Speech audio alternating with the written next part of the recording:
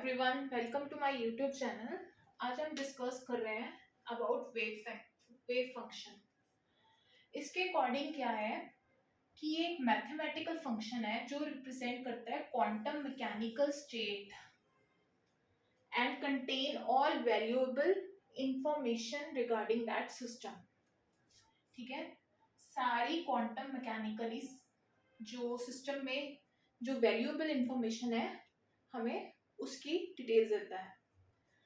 एक wave function को acceptable करने की क्या कंडीशंस है वो हम डिस्कस करने जा रहे हैं। पहला है कि जो वेव फंक्शन है फाइनाइट होना चाहिए एट होल स्पेस, मतलब minus infinity two plus infinity.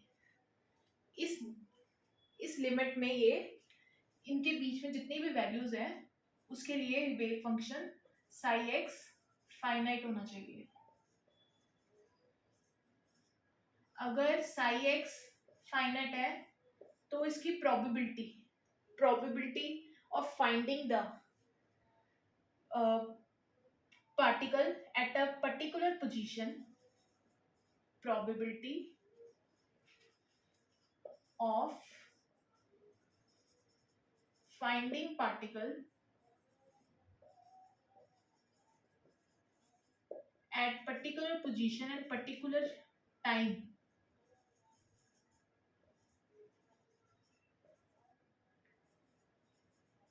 Particular position वो फाइनाइट होगा। अगर मान लो ये इनफाइनाइट हो जाए, वैल्यू वेव फंक्शन की वैल्यू ही इनफाइनाइट हो जाए तो ऑब्वियसली प्रोबेबिलिटी भी इनफाइनाइट हो जाएगी। तो ये वाली कंडीशन वॉयलेट हो जाएगी अगर ये इनफाइनाइट हो जाता है। अगर ये फाइनाइट है तो ये भी फाइनाइट है।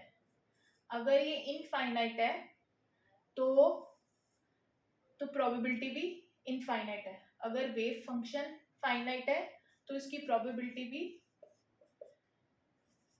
इनफाइनाइट होगी। तो जिसकी वजह से ये होल स्पेस वाला कंडीशन नहीं फॉलो करेगा, क्योंकि होल स्पेस में क्या कंडीशन है कि wave function finite at the whole space. Second, wave function की वैल्यू सिंगल वैल्यू होनी चाहिए। अब जैसे ये मेरी वेव पैकेट है,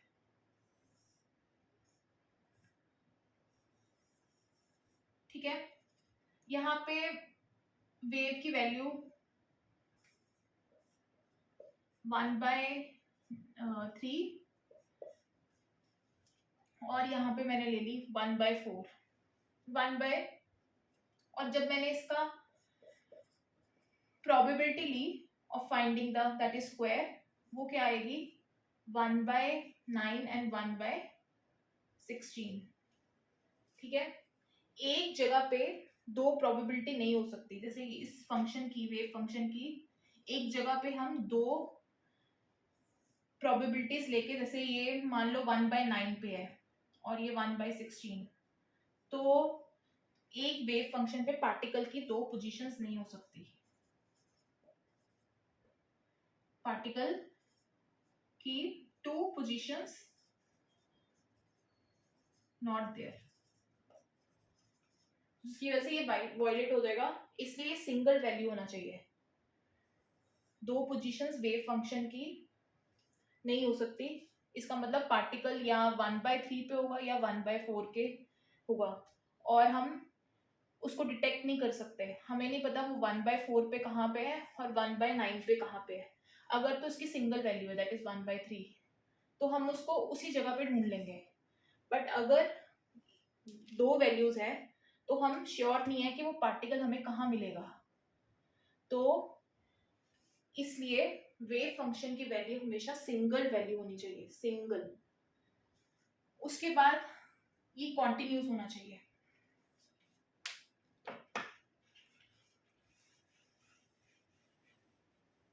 वेव फंक्शन कॉन्टिन्यूस होना चाहिए।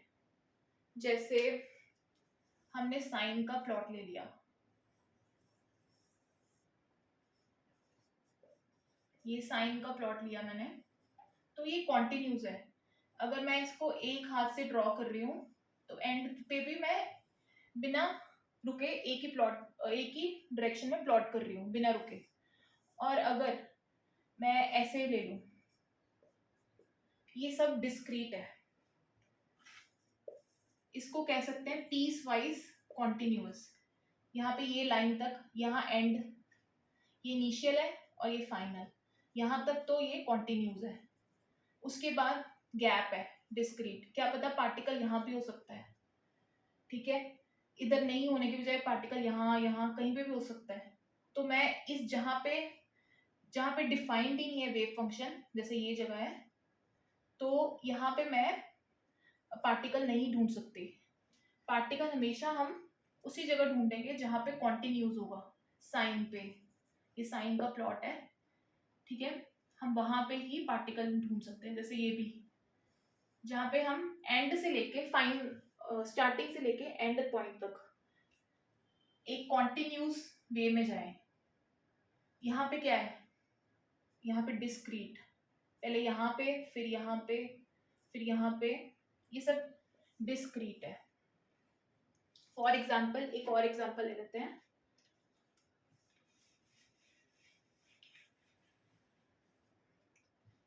स्क्वायर वेव,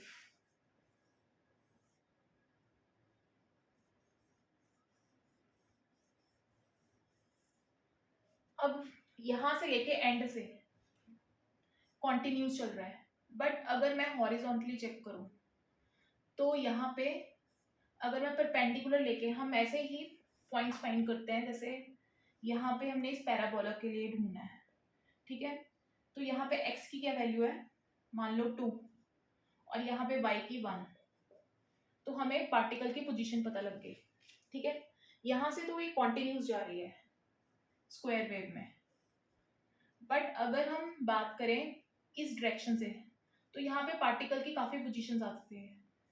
परपेंडिकुलर ड्रॉ करके हमने यही सीखा है कि परपेंडिकुलर ड्रॉ करके हम पार्टिकल की पोजीशन ढूंढ सकते हैं। यहाँ पे कितने सारे परपेंडिकुलर बन रहे हैं, तो पार्टिकल यहाँ भी हो सकता है, यहाँ भी हो सकता है, यहाँ भी हो सकता है, तो ये है डिसकॉन्टिन्यूस की,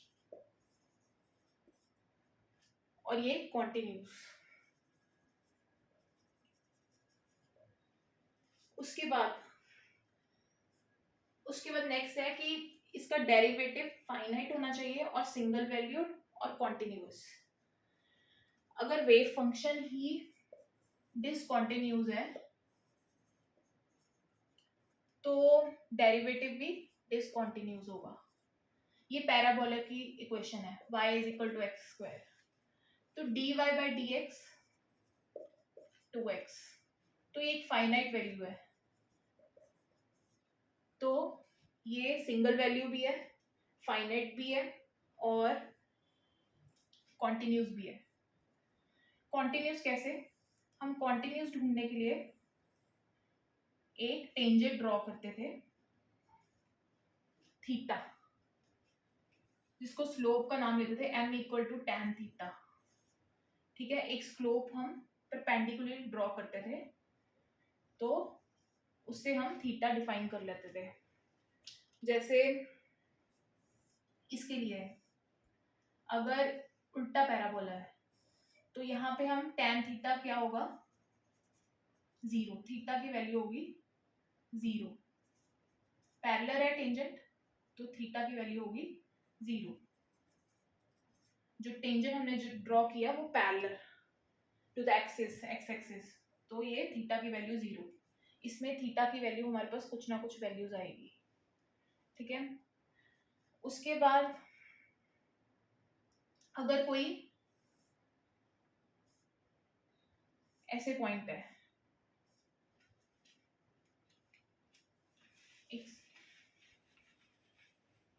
अगर हम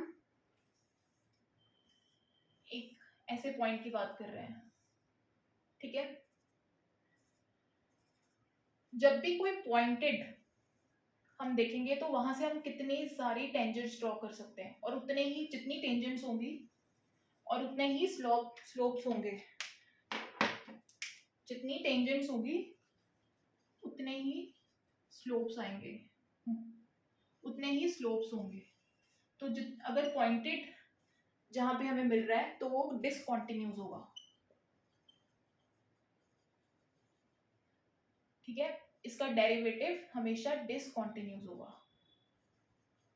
क्योंकि जितने ज्यादा टेंजेंस ड्रॉ होंगे उतने थीटा की वैल्यूज आएंगी, और जितने थीटा की वैल्यू, तो वो फिक्स हमारे पास एक फाइनाइट वैल्यू नहीं आएगी, सिंगल वैल्यू नहीं आएगी, नॉट सिंगल वैल्यू, तो जिसकी वजह से ये डिसकंटिन्यूस होगा जब पॉइंटेड शेप का हम ग्राफ बात करेंगे।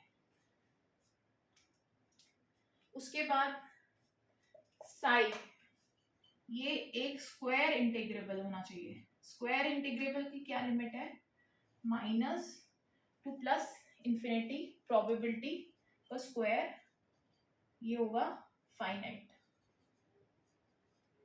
जिसमें Sai is square integrable.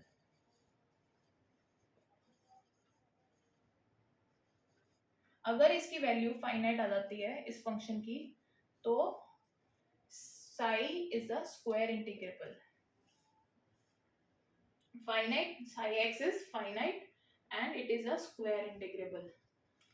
So ये तो वेव फंक्शन की कंडीशंस होगी जो वेव फंक्शन को सेटिस्फाई कर रही हैं, ये 5 कंडीशंस।